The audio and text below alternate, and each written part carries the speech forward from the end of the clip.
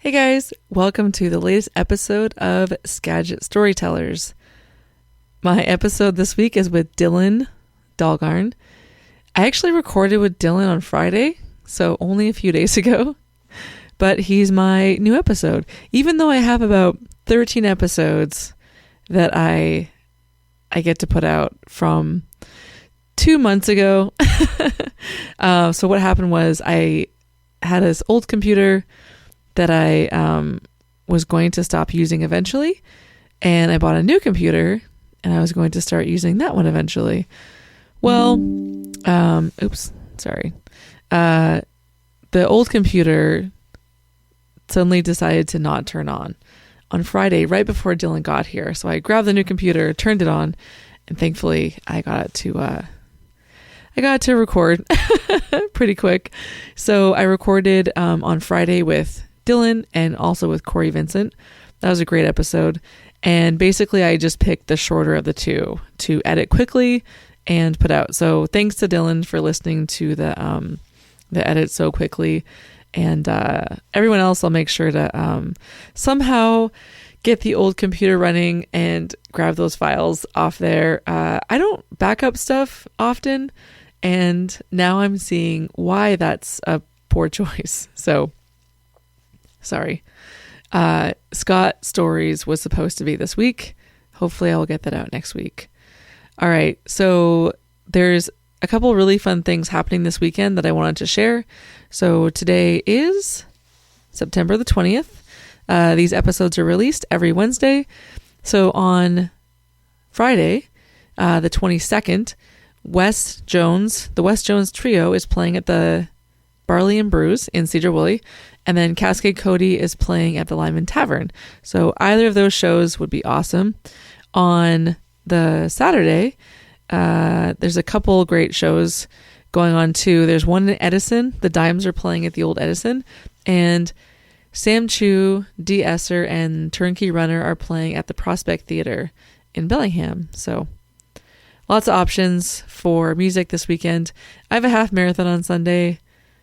And then I think that's pretty much it for the weekend. There's a big festival coming up on the 29th and 30th at the Skagit County Fairgrounds, sorry.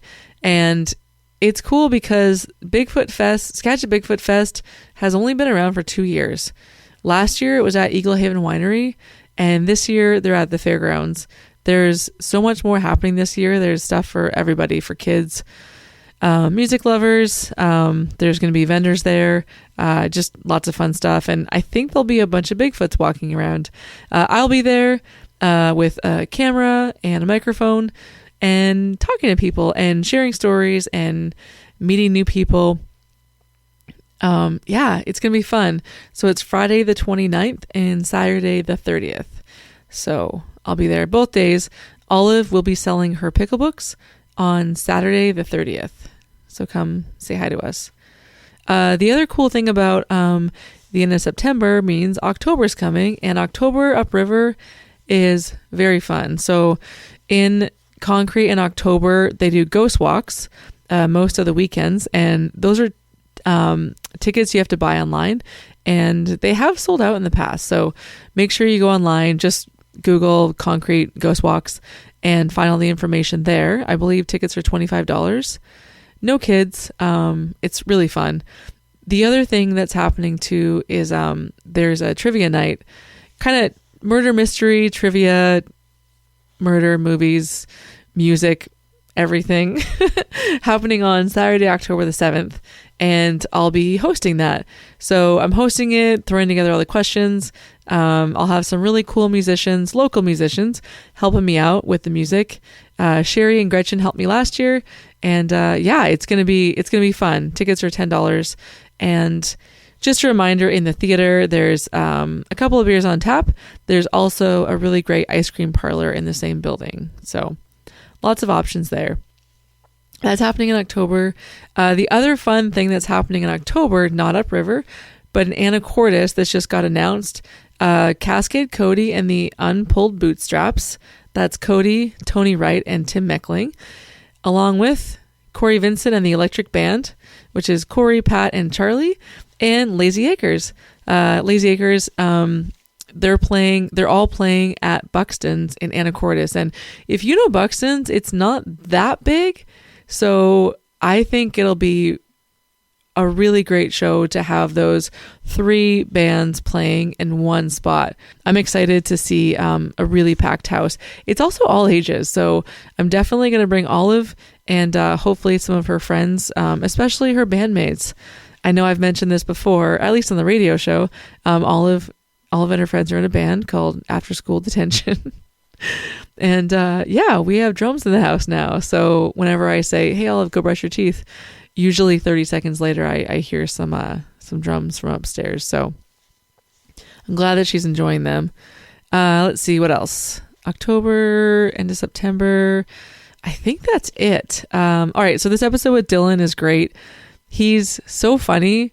He tells really great stories. I laugh a lot.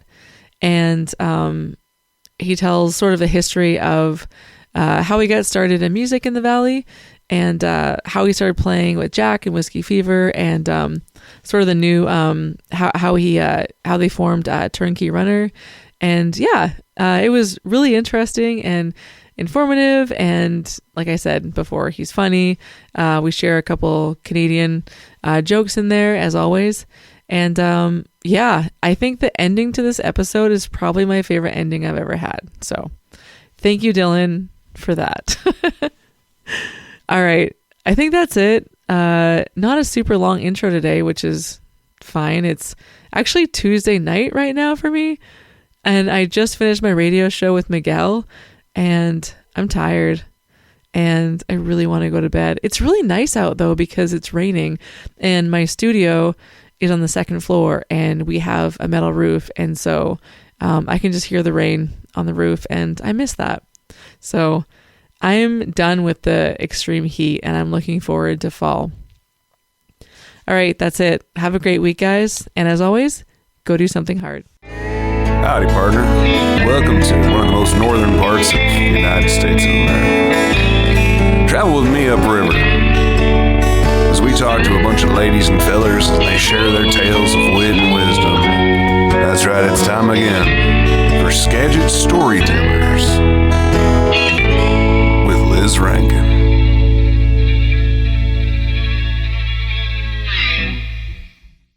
Mountain in Zimbabwe. El Cap? No, it's... Oh, I don't know. I've never heard of this before. I don't know mountains. This is so funny because I feel like there's so many things that people mention that are American, and I'm like, I'm Canadian, guys. Like, I don't know. See, I only know El Capitan's as a hot dog place in Bellingham, so... Is it really? Yeah. And I've only eaten there at like 2 a.m, so... I feel like this is a perfect start.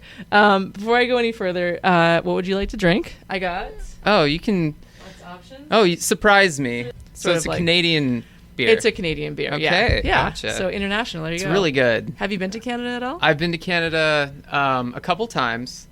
When I was younger, I think it was like 6th grade or something, we went on a field trip to Canada.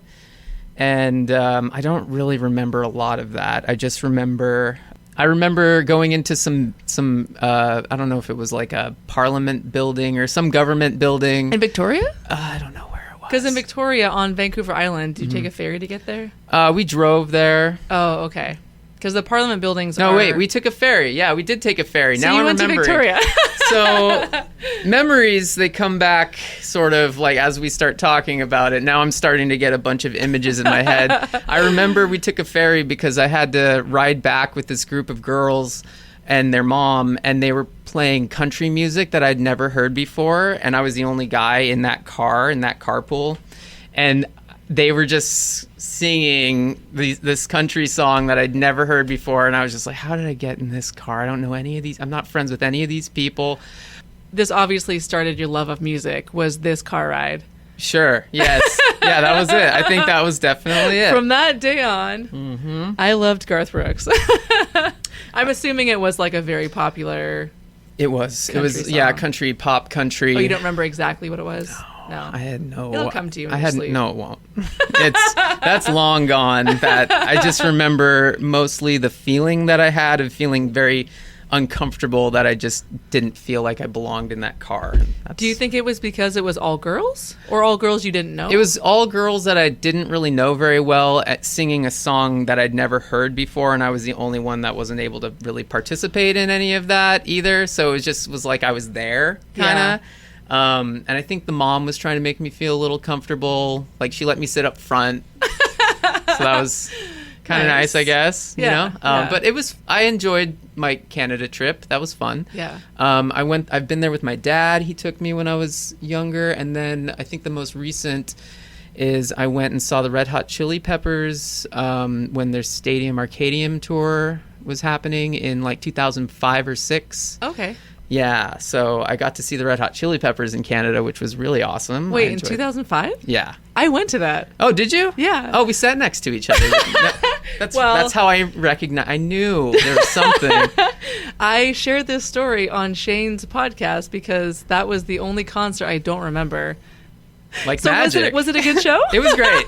It was really good. I had kind of awkward seats. I was kind of off to the side. I went there with a couple of my friends.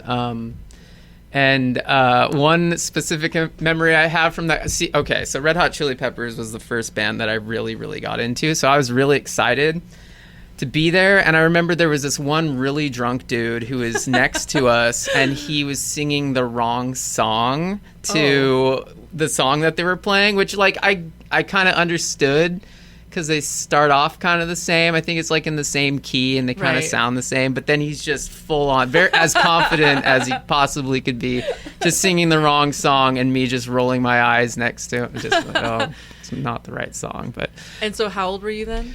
I was 18, just graduated from high school. I graduated in 05 from Cedar Woolley High School. Oh, you graduated from here? I did. Oh, okay. Your dad, he's really involved in music. Yeah. He has a music program called Out of the Ashes. Yes, Out of the Ashes. Yeah. What's that all about? So it's for people with developmental disabilities. It's kind of a group where they can sort of show up and participate in the music on stage with my dad. So my dad plays guitar and sings songs, and they all sort of join him as well. It's actually really cool to see the interaction and to see... I mean, I've only gone to a few of these, and actually... I've gone to a couple recently because they're doing them every Tuesday right now up until the end of September, I think. Where at? Like in the public hub? In Bellingham at Boundary Bay Brewery. So at like 3 o'clock. So if you want to go check it out sometime, there's going to be a couple more this month.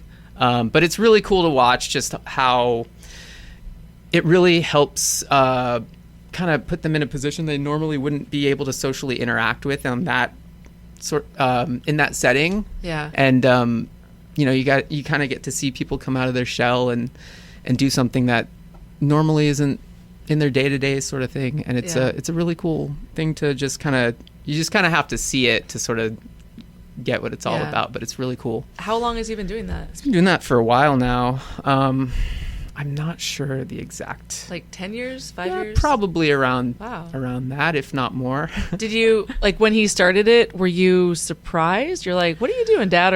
Or was No, I mean, it kind of was a natural progression because my dad's been a musician. Mine, before I was even in existence. That's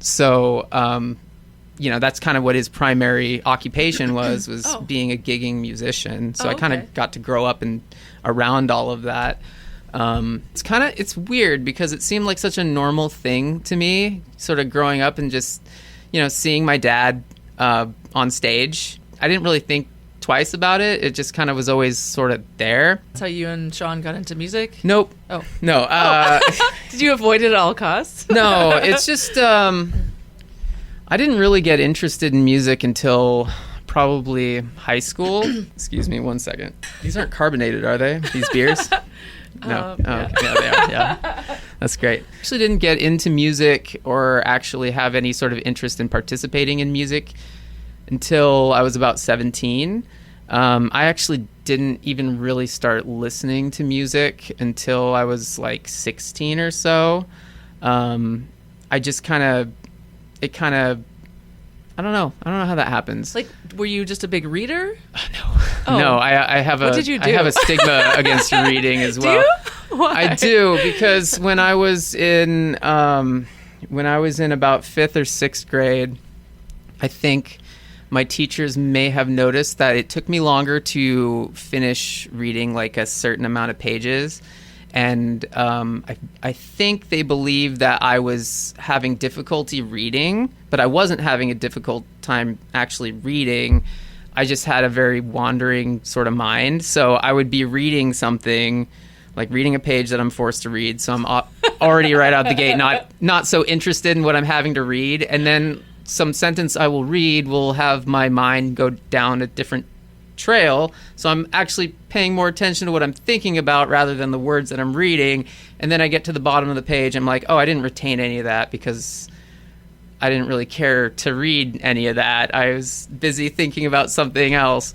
So I'd go back to the top of the page and read it again. And then and so anyway, as a result of that, I'm pretty sure that's what had me get put into like a special reading class where they announced a group of students one day in class to report to a specific room. And I was very surprised to be like, why am I going in this class?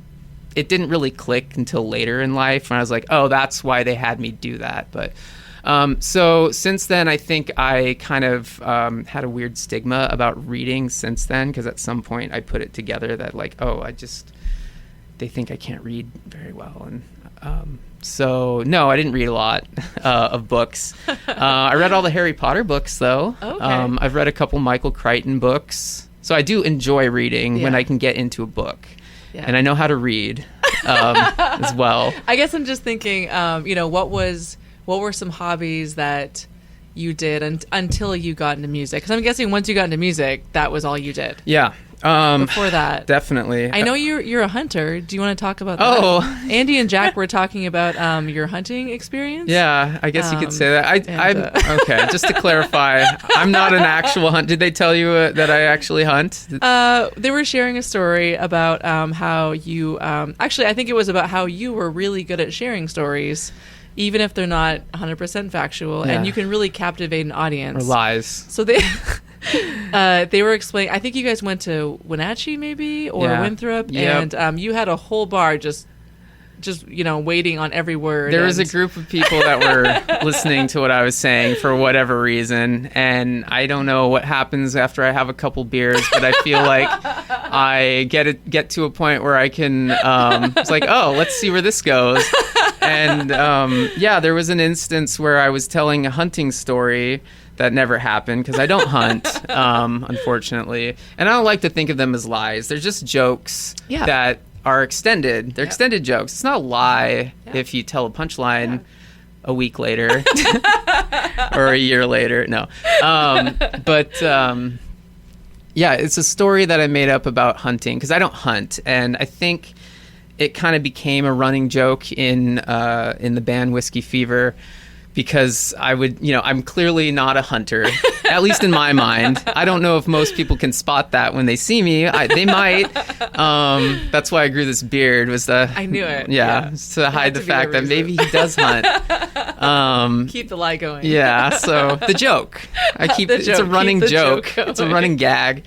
But I started. Okay, so I think it started when we walked into a specific bar and there were mounted deer heads, and I like to joke around about stuff that I'm obviously not an expert on. So I'd be like, should I go ask the bartender if those are boy deer, the ones with the horns on their head? Calling them horns instead of antlers, just purposefully knowing that I'm using the wrong terminology or whatever. And so it kind of became this joke that like either I don't hunt, I don't know anything about hunting, or I do hunt, but it's not correct at all. And so leaning into that after a few drinks, I started telling this fictional story about how I like to go hunting, which is always in top and tails, full tuxedo, preferably with a monocle, out in the woods. And I typically, my hunting instrument of choice is typically a blunderbuss, that has been in the family for generations. And what is that? Blunderbuss is like when you see, and maybe this is more because I know you're Canadian, so this might be more of a Thanksgiving trope of the. I've seen Bugs Bunny. Okay, well, so does that help? It might. You'll know exactly what I'm talking about when I describe it. It's like it's like an old school rifle that has a long, or like a wide barrel.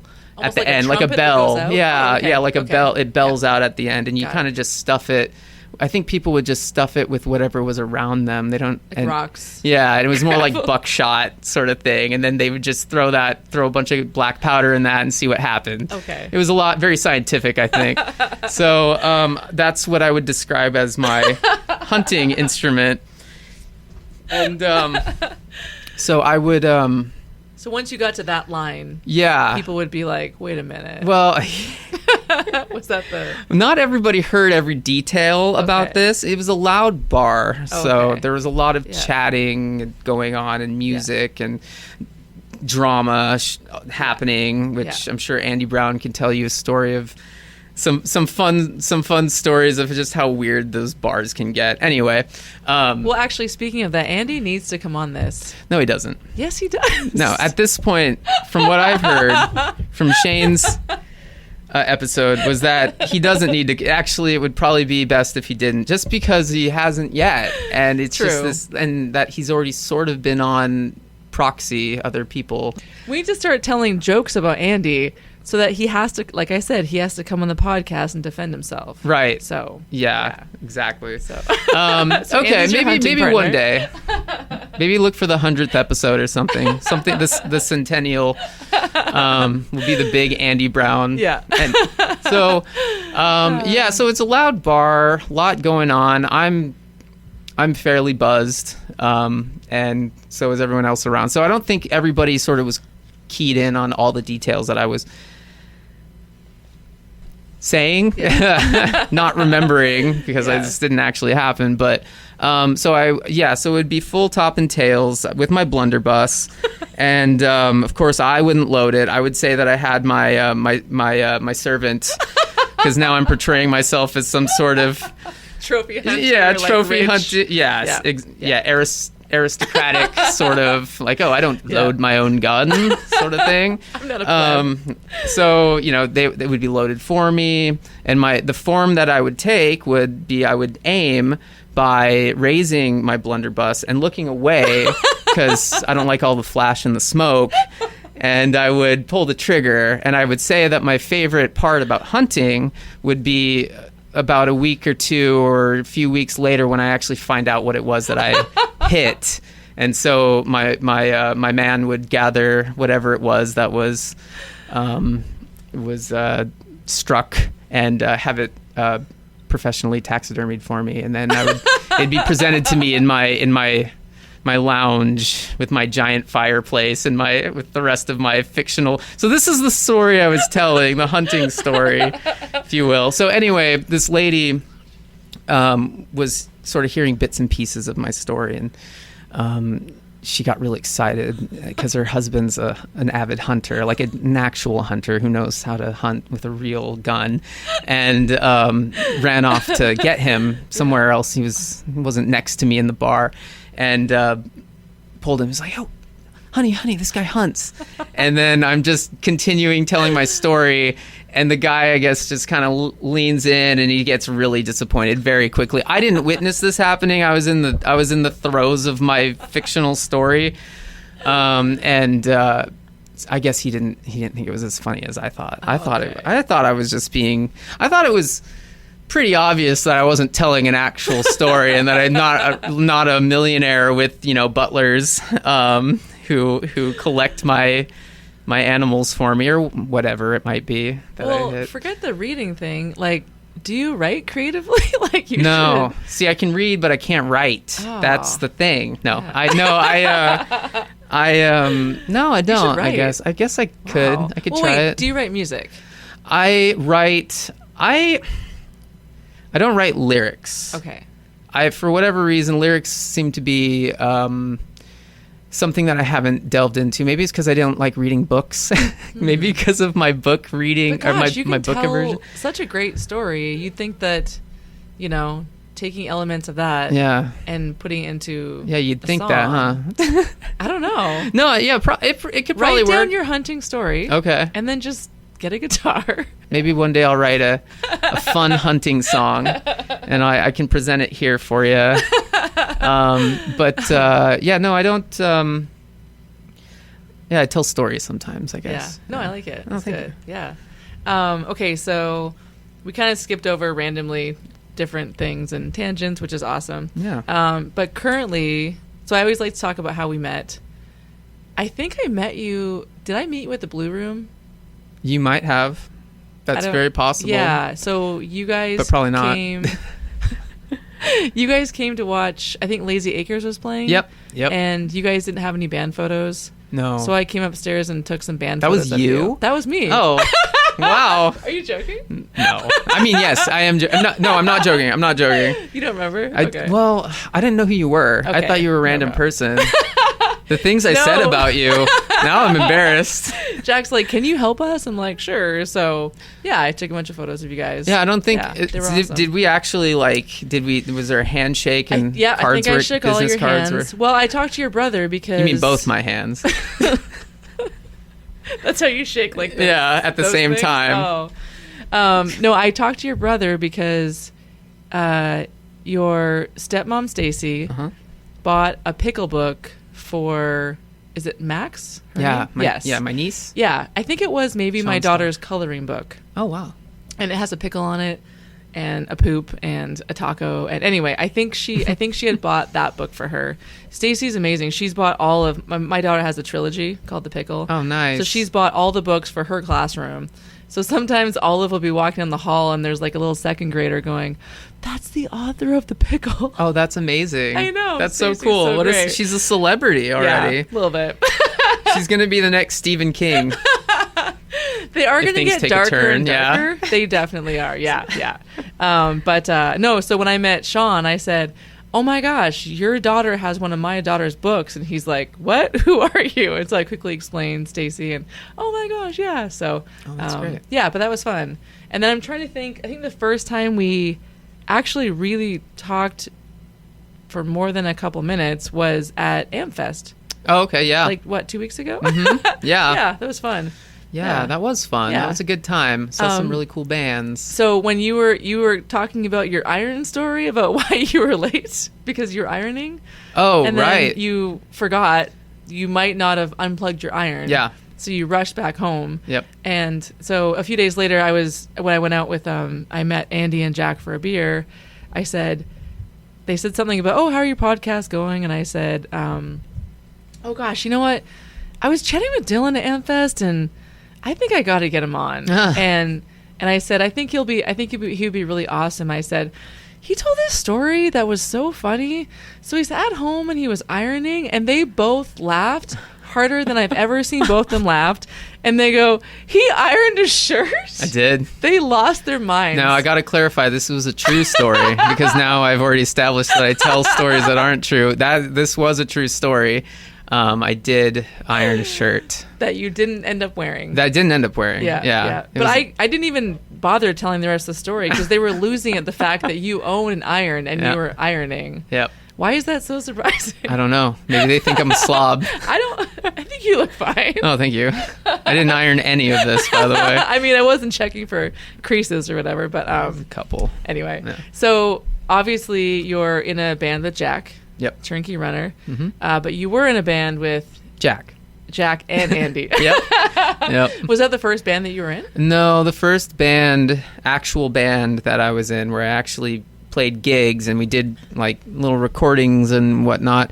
Well, okay, let me think about this. First actual band was a band called Interoctave with Giovanni Della Rosa, who is in Ebb, Slack, and Flood. He's the bass player. Oh, they played at AmFest. Yes, they did, Oh, okay. and they were really awesome with their dad Oscar on the, with his dad Oscar on the congas. Oh, cool. So good. And where are they from? They are Mexico? from, I think, Clear Lake, I want to say. Cool. Yeah. Yeah, that's Clear Lake awesome. or Big Lake, one of the lakes. They're from a lake. It's been years since I've been to their home. Did you guys go to high school together? No, actually, we met at Skagit Valley College, which is a prestigious. I believe it's Ivy League. In that there's ivy growing on part of it somewhere, not a lot, but it's it's a community college in Mount Vernon. I met him. I'm trying to remember. I think it was probably from our friend Billy Keller, who is a drummer, fantastic drummer. He introduced us because I think they were looking for another guitar player, and I played guitar and didn't have any bands that I was in. I was probably about 21 or so at the time, maybe 22, and yeah, so I met them, and them being well, first I met Gio, and then the rest of the band. That's the sequence of events that happened. Yeah, we really we instantly clicked musically because he is an amazing funk bass player, among other genres, but he can really do some great slap bass and just some really good funky bass lines, which, you know, as I said before, Red Hot Chili Peppers was the first band that I was really into, so I was all about that. Yeah. And you know, I've met a couple great slap bass players locally, which is kind of interesting. You know, not a lot. So this was a really, really great opportunity for me to be in a band with somebody who could do the stuff that I really admired, you know, that Flea could do. And so I was very impressed. And also it's just, yeah, so we were on the same page musically. So it was me and Gio and Pat and Mike, Pat Moody, who was in a band called Mystery House with his buddy Spencer, and I can't think of his last name Like right a now. current band? I don't know if that was current. It was a band he was in with him, I think, both before and after Interoctave, the band I was in with him. I was really not too heavily like on the scene, knowing all of those details, so I could be getting that wrong. Yeah, so he was in a band with Mystery House at some point. But anyway, so it was me, it was Gio, it was Pat, and it was Gio's buddy Mike on drums, and yeah, we just played like kind of heavy funk, very Chili Peppers inspired, at least from my end. I think we all had our own thing that we were all really into, but that's sort of what I leaned into there. So it was originals, but inspired by the Chili Peppers. Yes, and I think we did a couple covers here and there. You know, we didn't do anything major, you know, like as far as like playing like hour-long sets or whatever. Might have. That might be a whole other story, but yeah, that was the first actual band I was in. Yeah. What was the name? The meaning of the name? Interoctave? Yeah. You'd have to ask Gio. So okay. So did he start the band? You joined it? It was established as a band before I had joined, and I think they were just looking for another guitar player. Got it. So it was two guitars, bass, and Gio singing lead. Okay. And then how long were you in that band? I was in that band for maybe I don't know. I want to say at least a couple of years, maybe 2 years, maybe less. It's real, like time is fuzzy as you get older, and you don't think about things like you used to. Yeah. So, but you know, long enough to sort of like, you know, be like, this is my band that I'm in. You know? And I want to be in bands. Yeah. So then after that, after they kicked you out. That I was making a joke, but was it true? No. I didn't get kicked out. But that's a whole other story that maybe you can ask Gio about. So they disbanded. Yeah, we were a band that disbanded. It came to the end. Yeah, it ceased to exist at some point. Yep. And so I was kind of floating around a little bit, not really knowing what I was going to do, going to Skagit Valley College. And what were you taking? Classes. But like general studies. Oh, okay. Yeah, I don't know. Not really sure what you wanted to do. You weren't like in a specific program. No, it just felt like something I had to do. You know, it was like, hey, there's this thing that you're supposed to do after. You're supposed to go into debt. Yeah. And go to college. Which I didn't do. I didn't go into debt. Good. I paid all my tuition and books and everything as I was working at Subway. So, You were? Yeah. I was a sandwich artist for a little bit. The one in Mount Vernon? The one in Mount Vernon, the one in Okay. Burlington, the one in it was locally owned franchise by the same guy. So we would work at several different locations throughout the week or from week to week or whatever. Did you enjoy working there? I mean, it was a job, right? Yeah. So I mean, it was fine. Yeah. Actually, what I really did enjoy about working there was my boss would come in, and he was the first. He is the first person that I would have full, long conversations about music. Yeah, and you're not always supposed to appreciate everything as you experience it for the first time. Yeah. It's that's those two bands, Led Zeppelin and Pink Floyd, are both bands that I have also yet to really dive into, which is something we talked about in Turnkey Runner, because we were I think Tim was playing some chords from a Pink Floyd song, and I was just jamming around with him. I didn't recognize that it was a Pink Floyd song. I was like, "Oh, that's really good. Did you come up with that?" He's like, "That's Pink Floyd." I'm like, "Oh, that's the most popular song." Yeah, everybody knows that. How do you not know that? That's funny. So Pink Floyd, The Who is another one that I haven't delved into yet. I know there's these massive bands that are so huge and that are big, and obviously I've heard songs by them, and I understand. When I hear a Who song, like, oh, that's the Who. But and Rolling Stones, another big one that I haven't. Me too. Grew up around music because my dad was a musician, and but I never really got into music until probably. I remember a girl in high school asked me what kind of music I liked, and I didn't have an answer for her. So I was like, oh, I don't know. And so the first thing that came to my head was the last thing that I heard on the radio, which I think might have been a Green Day song. Yeah. And so I say Green Day, it's like 16 years old. And she's like, oh, so you like, what did she say? She said, oh, so you like mainstream music. And then just made me feel like, oh, was that the wrong answer? Was that not cool? I don't know what that means when you say mainstream music. Like, I had no clue at all what any of that meant. Yeah.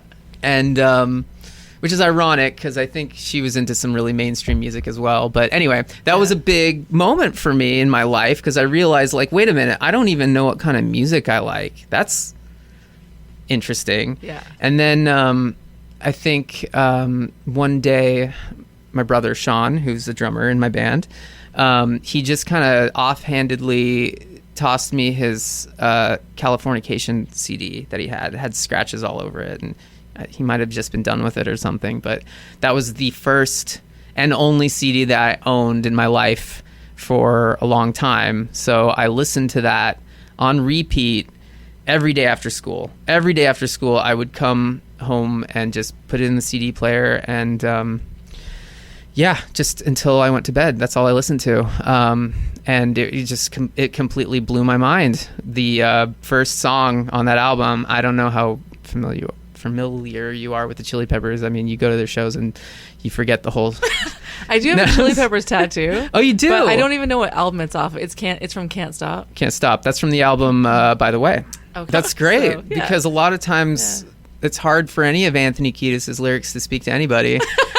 Well, I know you don't like. You said you're not a big reader, but like I heard his autobiography is really good. I did read his autobiography. Okay. So if there's something I'm really, really into, I will dive into the books. Yeah. So I read Scar Tissue. Yeah. I loved it. It was good. I enjoyed it quite a bit. Some insight into these people that I was very, very.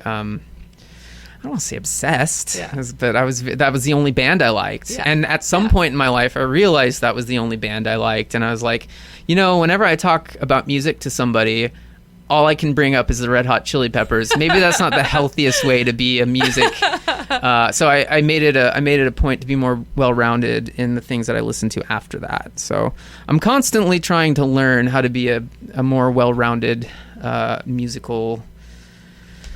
I don't want to say connoisseur, but I mean, it helps when you write your music. Like, I know you said you don't write lyrics, but do you write I feel like my strength in creating music is instrumentally and arranging. Yeah. I feel like that's probably where I shine the most for music, and contributing to a band situation.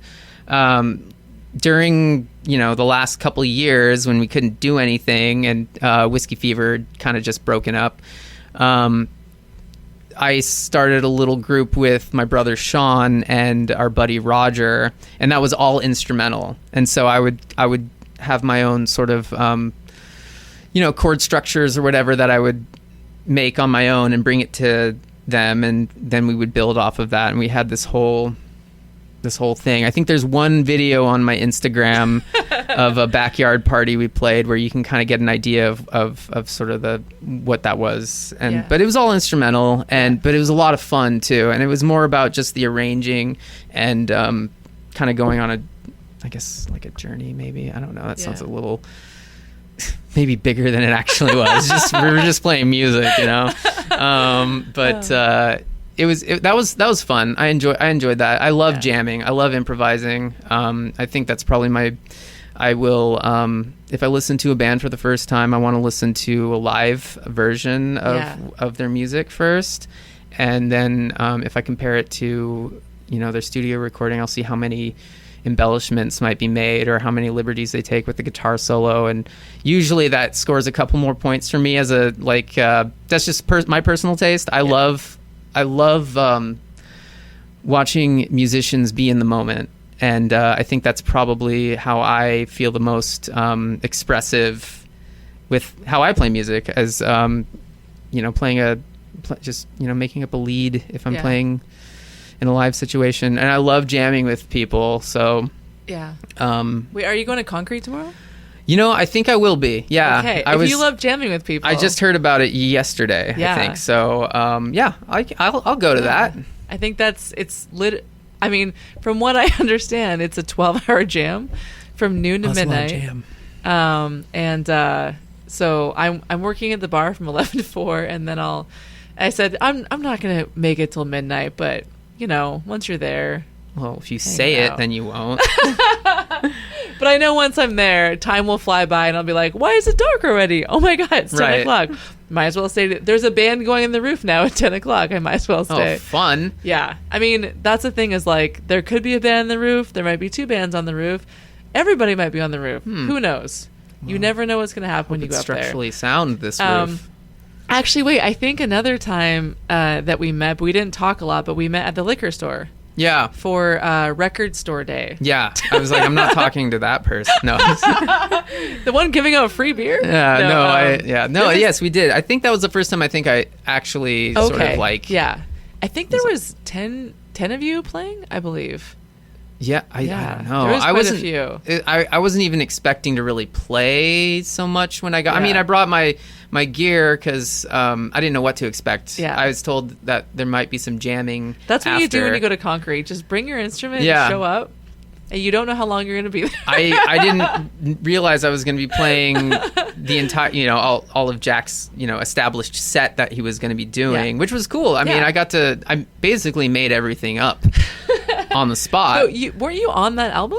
Yeah, but I played bass in that band. I didn't play guitar. Okay. So in Whiskey Fever, you played bass. I played bass. And then Turnkey Runner, you played guitar. Yes. Yep. Got it. Yep. So what was the idea behind the switch? You just kind of got bored, or do you feel like you wanted to change? So I started playing bass after Interoctave. I started playing bass with my dad because my dad needed a bass player in his band. It's called Little Hurricane at the time. And so he has Out of the Ashes, but he also has... He had because he's been a gigging musician basically his whole... Oh, okay. Life. Got it. So he's had bands. And when Interoctave was done, I didn't really have a lot going on, and he needed a bass player, and I never played bass before. So he asked if I wanted to play bass, and I was like, okay, sure, I'll try it out. And it seemed like a pretty good thing to be active in music again, and I felt pretty pretty safe. It's like, oh, this is my dad. He'll show me the ropes of all this stuff. So I never played bass before. I didn't own a bass. The lead guitarist at the time, his name was Jim.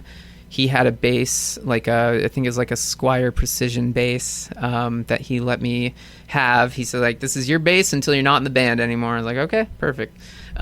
So I had that bass, and I just, all I knew about bass was, like, I didn't want to use a pick. I want to use my fingers. For whatever reason, I thought that was how bass... That's what Flea does. That's what Flea does. Yep. Yeah. I just didn't realize that when you do that and you've never played bass before, you develop massive, well, we call it bass finger, massive blisters on your fingers. Even my fretting hand was developing blisters in places that it didn't, I normally wouldn't touch, because the bass strings are so much thicker and they just cover more ground. Yeah. So I was getting bad blisters on my fingers, and that was actually very good for me as a musician. I wonder if every instrument has something like that, like bass fingers. Yeah, I think if you have because I played clarinet, by the way, 5th and 6th grade. Why didn't you open with that? Yeah, why didn't I? Do you still have it? I don't think so. Okay. I don't know. My mom might have it. Might be your mom's. Yeah, my mom. It might be one of my mom's little keepsakes of mine. I don't know.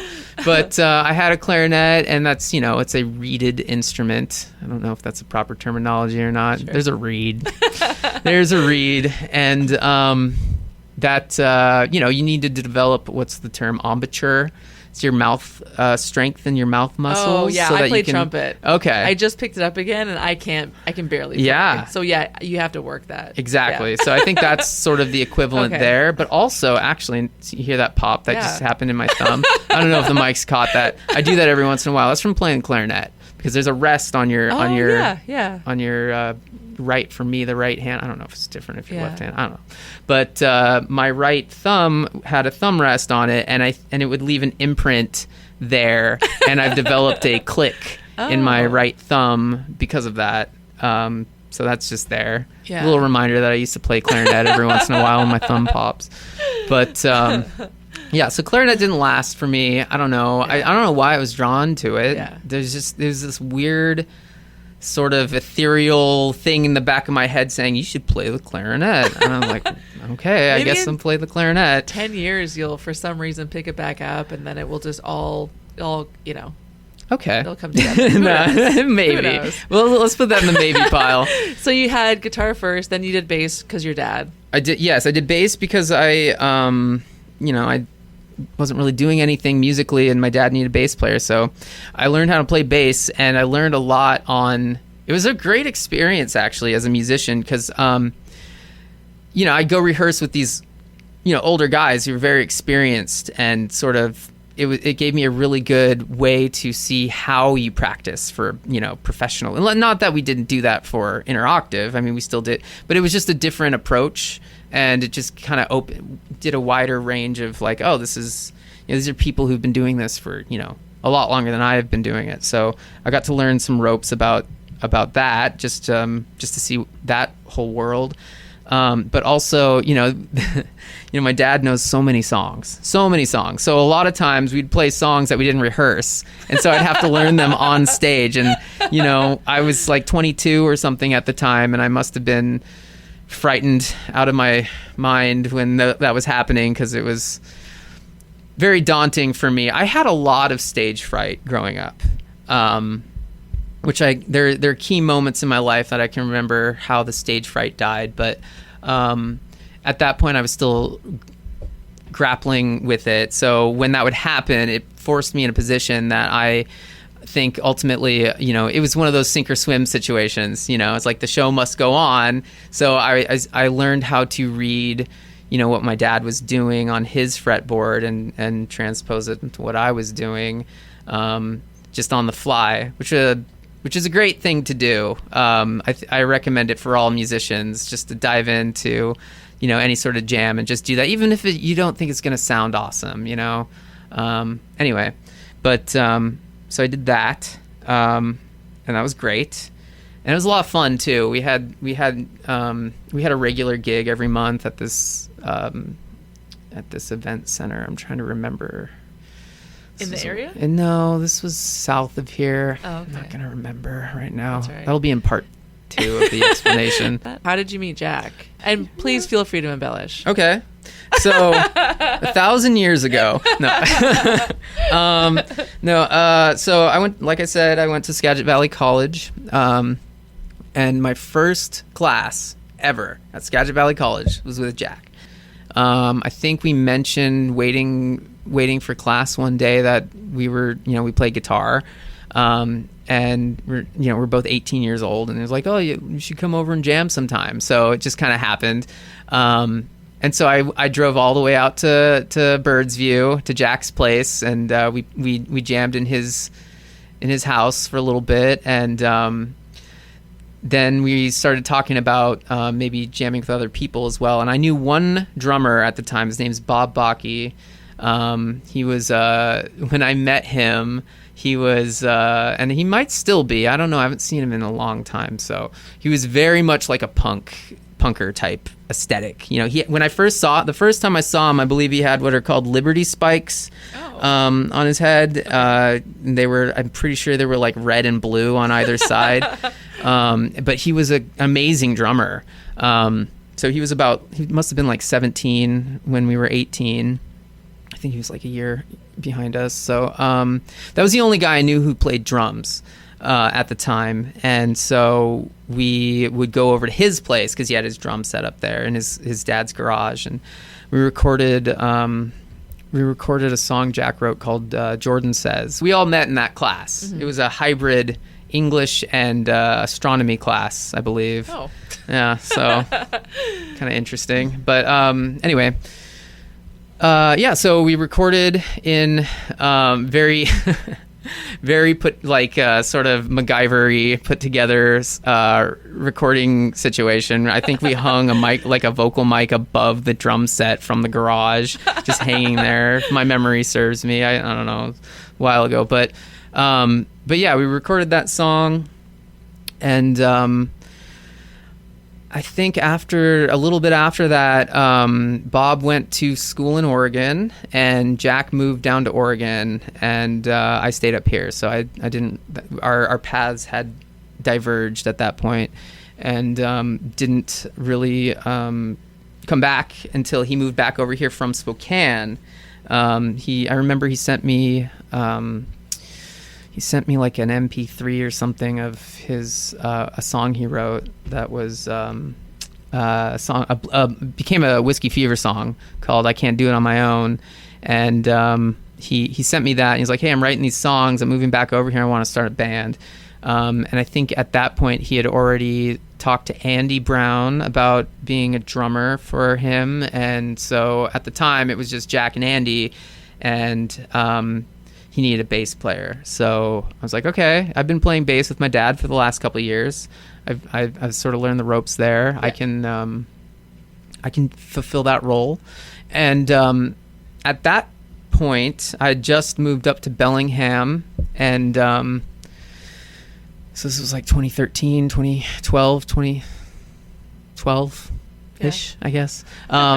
But I just moved up to Bellingham, and my brother, Sean, was drumming in a band called the Half Bees, and I think that band had just broken up, and so I think we played one show. I'll get back to the Half Bees in a second.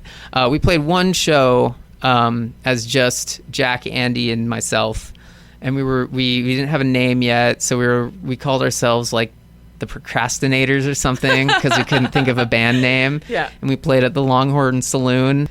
I don't think we ever got as good as that night.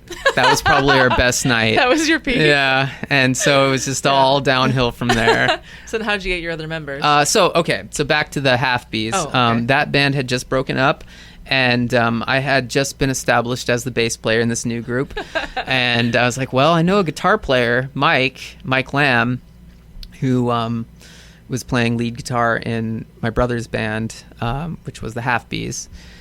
And I invited Mike to come play guitar, and that kind of became the first iteration of Whiskey Fever. So that's how that all sort of started. So anyway, to answer your question, I think this is answering your question, but I became the bass player for Whiskey Fever because Jack had asked me if I wanted to join a band with him because he was moving back over here from Spokane. Yeah. And it was just Jack on guitar and Andy on drums, and they needed a bass player. And then I don't think the thought came up for another guitar player until after our first gig. And then I was like, hey, I know somebody. And then that's kind of how it went. And then eventually Mike moved away, and we got our buddy Roger, actually the same Roger who I was referring to earlier, to play guitar. Oh. So he kind of took the reins there. And then believe he started a family, and so he's like, hey, I'm starting a family. And it's like, all right, that's great, rocking with you, Roger. And then I think Jack had Dennis in line to be the next guitar player. Like he had already the one that moved to New York? Yes. Oh, okay. Yeah. So that's kind of the thing. We get a guitar player and they move far away. It's kind of our thing, Yeah. you know. Turnkey, you play guitar. I play guitar. I'm Okay. back on the guitar after 9 years of Got Whiskey it. Fever. So I was a little rusty when everything sort of stopped, Yeah. and for me it felt like a pretty natural conclusion.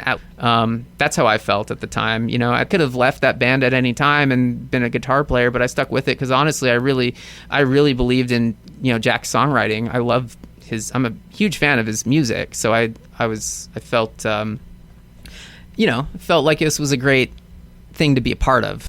Yeah, you know, everything comes to its natural conclusion at some point. Yeah. And then you just kind of roll on to the next thing. And Well, I love Turnkey. oh, thank you. I think you guys are awesome. In the couple years of not doing anything, and nobody's playing music, Whiskey like Fever was COVID not, yeah, too, all and- that yeah, stuff. yeah. Nothing was really happening, and a coworker of mine, Tad, great dude, also a great singer songwriter. Love his music. Tad was a At coworker. Subway? No. I had left Subway years. This is much after Like Subway. I my didn't stay 15th year at Subway. Sorry. Yeah, I should have established No, that at it's some fine. point in my life. Doesn't I did matter. leave Subway. No, I worked at a garment manufacturing company in Bellingham. Okay. I did the shipping, receiving, and various other odd jobs there. Okay. Not odd jobs, necessary jobs. They weren't odd.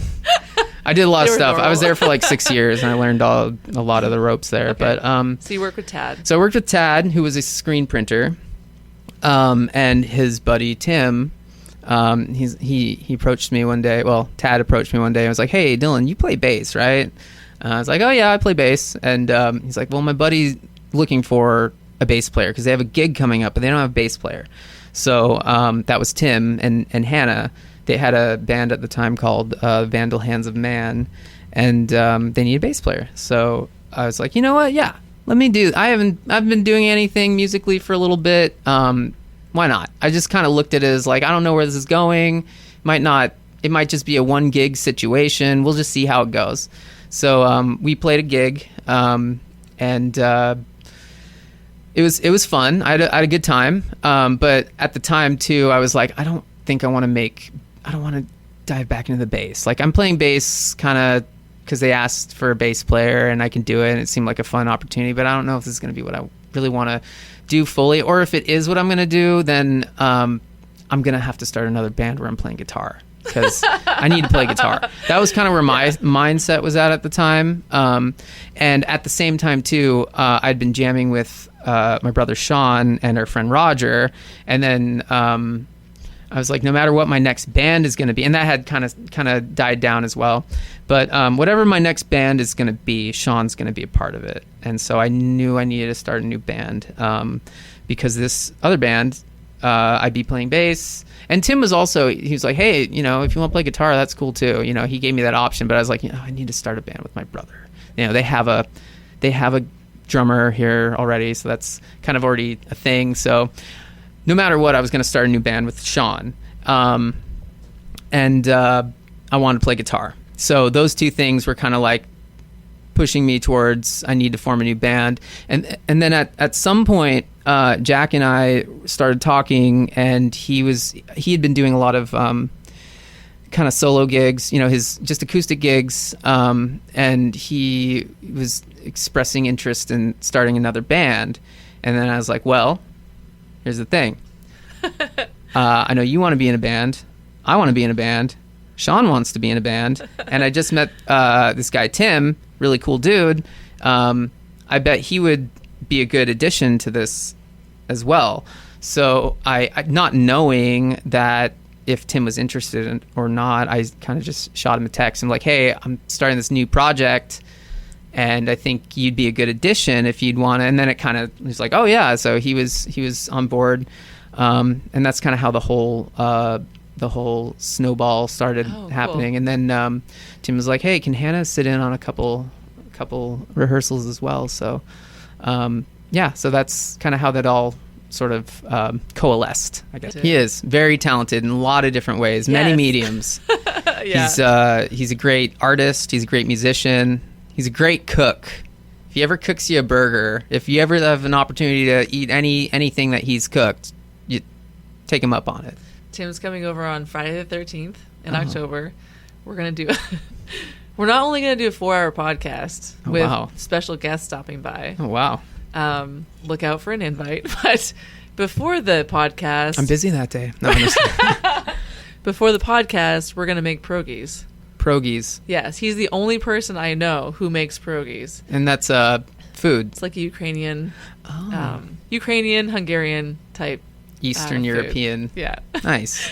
So... It's the pierogi challenge. Little competition. Yeah. We have to Coke versus Pepsi. We have to, get our energy up, caloric intake up for the 4-hour marathon. Sure, yeah. Podcast. That's going to be wow. So the idea is I'll have 4 guests scheduled to come in at certain points, and then the idea would be to break up the 4-hour podcast into cage match. No, just into 4 1-hour segments. Okay, no, that's also entertaining. But no, I loved him. I didn't even really know. I'm trying to think how. Oh, I met him at the honeymoon. Oh, nice. When you guys did your soft opening show there, right? Before the Muse, and I saw something on his Instagram, and I commented on it, and so we started chatting a bit, and I said, "Oh, you do posters and stuff? Can you do one for my radio show?" And so he did one.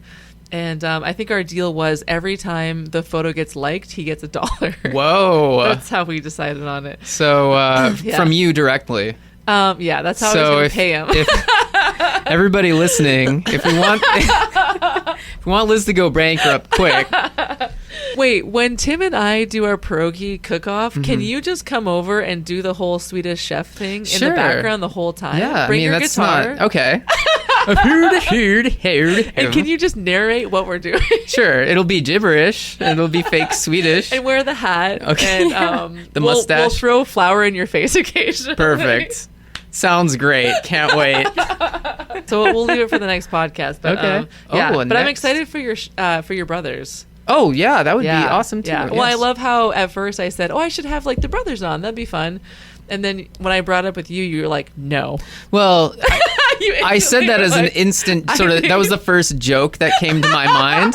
I thought you were serious. No, I was not serious. I think initially, especially people who don't know me very well, I have the advantage of them not knowing the type of person that I actually am. So I take advantage of that by kind of deadpan humor that I grew up watching so much of. No, I love it. Yeah, my dad was a big fan of British dry humor, so I got to see a lot of that growing up. Did you ever see Fawlty Towers? No. Okay. It was humor. We watched comedy. No, I'm just kidding. I've never seen. I don't know if that's comedy or not. No, it's John Cleese. Oh, it is John Cleese. No, I know exactly what you're talking about. I think they had 10 episodes total. Then we watched Red Dwarf. I don't know if you've seen that, but that was part of my upbringing was Red Dwarf. Nice. It was a combination of Red Dwarf, The Simpsons, and Kids in the Hall. So Kids in the Hall? Yes. I am a massive Kids in the Hall fan. Oh my gosh. I just want to go like this to you right now. I'm crushing your head. For those who can't see what she's doing. Yeah. Love it. That's awesome. That's probably like the #1 skit that like just always pops. Hopefully she'll be, good enough to jam in concrete on the street or hang out with Tony and jam. But I would recommend the Alpine horn. That's a good What's one. that? Look it up. It's great instrument. Is it like a French horn? It's an Alpine horn. So the Alps. Wait, like on the Ricola commercial with the yeah, that's the one. Dang it, I was hoping you'd wait until you'd actually see. It's like, oh, Dylan recommended the Alpine horn. That must be a great instrument. I mean, it is a great instrument. It's just very niche. Yeah. Well, hey, maybe if Turnkey ever writes an Alpine horn part, she could. Yeah. That's going to be your next, I think, project is the Alpine horn. No, your next project is the Alpine horns. It's just 4 Alpine horns. Right. Okay. Yep. I like that. But unfortunately, you have to play bass on it. So right. Sorry. I don't get to. Okay. Perfect. I'm going to love it. You're like, great. Yeah. 4 Alpine horns and you want bass. That'll be our project. It'll be called 4 Alpine horns and a bass. I love it. That's awesome. So we'll see how it goes. Yeah. I don't really end on a certain way, so... Do you want to tell a joke? No. Tell a story? No. Do you want to sing us out? Do you want to sing the Ricola song? Ricola!